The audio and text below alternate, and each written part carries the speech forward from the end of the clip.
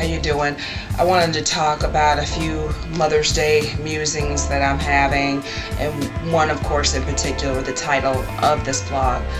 But for right now, depending on when you're watching this, it is May the 5th. It's Cinco de Mayo, and in a few days, today's Thursday, in a few days it'll be Mother's Day, which is one of the most popular, most celebrated holidays in America.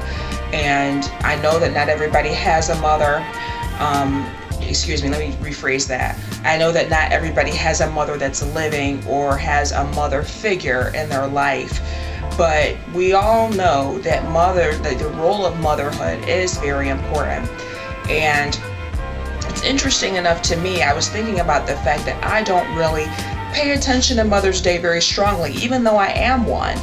I'm a single mother, and so some people actually when they speak to me, they say Happy Mother's Day, and then they come back in June and tell me Happy Father's Day. But I know that I'm not both. I could never be, and no one could ever be the same as two people, no matter how much you do. It's just physically, emotionally impossible, although you may do a doggone good job trying. You gotta do what you gotta do. I usually reflect on being a mother the most when it's my daughter's birthday, which is not even in May. I don't know if that means I'm selfish because I'm thinking about myself when it's actually her birthday, but that's when I think about it. I relive the whole thing with getting pregnant and the whole experience and the childbirth and all of that, especially since I didn't have a traditional childbirth. I had my daughter with a midwife in a birthing center, excuse me, not in a, I was never what I was gonna say. Had her in a birthing center outside of DC, and brought her back home with me to Maryland where I was living with my husband at the time. But now time has passed and I'm a single mother, and I come to this question that perhaps most people don't really think about very much if they're not single parents. A lot of times people use the word single. They just think automatically of a person that's childless. And I don't know why that is, because our society is full of different kinds of families.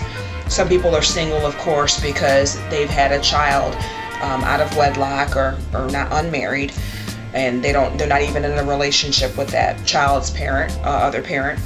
Some are single because of divorce, some are single because of being widowed. There's various reasons.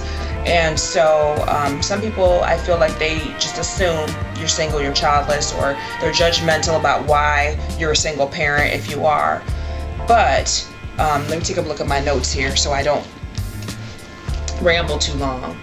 I feel that in church, very often, if there even is a singles ministry, we are definitely overlooked as single parents. Some churches don't even have a singles ministry. They're big on family, they're big on marriage, they're big on virtue, but they don't teach singles how to be singles or encourage their joy in singleness. The goal is always to get them married or what have you.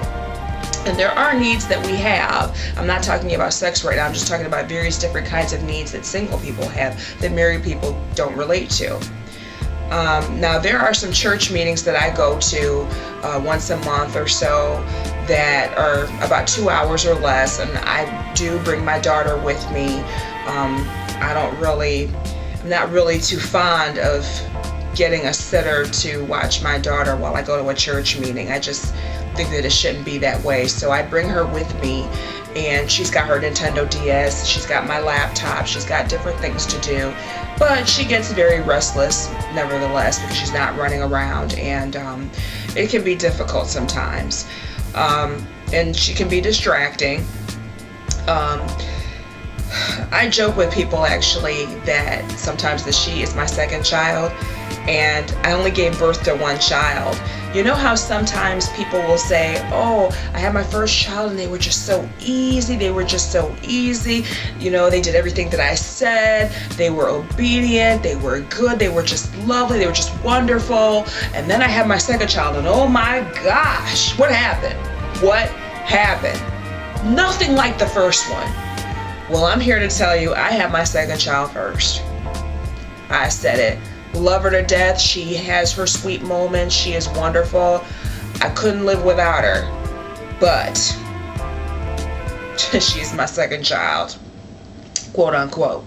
She's got that strong personality that I got, and I have no one else to bounce it off of. I'm not able to get a break from it. But I can tell, despite that distraction or despite all of that, because she is often much better behaved for other people than myself, I can usually sense when I come into someone's presence and they're not kid friendly, they're not real happy to see her, or they're not happy to see me with a child. Like, okay, what's that? Who's that? As if, you know, it's like a disease. Having a child or being a single parent is like a disease or something, and you need to shun it. I don't know. Now, I've been happily divorced from my husband, from my daughter's father, who is my ex-husband, for 6 years. And he has always, since our breakup, he has always lived in another state. I pretty much lived in the same place all that time until last summer, and he's moved like 3 or 4 times, no kidding. So that's kind of out of the picture. He's out of the picture as far as being able to help me on a weekly or monthly basis. Now, there is a place that I can take my daughter for care, but I just wonder if I should I have to hire a babysitter and pay someone to watch my child so I can go to church, of all places. It doesn't even stop there. It could be an event that's not in church. It could be like a singles ministry event that's out in public somewhere. I still need to know, is it okay for kids to come so I don't get the side eye from folks? Unless, of course, it's obvious that kids aren't welcome. And it helps me to help make sure that everyone else is comfortable too. I know, just like she's my second child and she irritates me, she can irritate other people after a while if, you know, the situation is just wrong enough. So age-appropriate childcare is a concern of mine for things like singles ministry events, or even other types of events where I feel like it could be family friendly, but it's not really 100% clear to me that it is. And there's a particular weeknight event that I recently found out about nearby, and it's, I think, a 6-week class, and they're not having any childcare. I don't know the situation because it's actually not a church that I've ever been to. I have no idea what the resources are like, but chances are I'm gonna take a guess that on Sundays they have the resources. So I don't really know. It's just something that I think that that church leaders should consider when they're doing events for singles, because again, everybody that's single is not childless. Whether it's by choice or whatever, it is what it is. So if you're a singles ministry leader, a pastor, something like that, please consider this. Make it clear whether you'll have child care or not, for what ages. Consider who it is you're serving, the demographic that you're serving, and how to best address their needs. Because we're all single because of different circumstances, different reasons, and we're not all childless. That's my piece. Leave your thoughts and suggestions here, but please keep it clean and respectful, or I will delete it.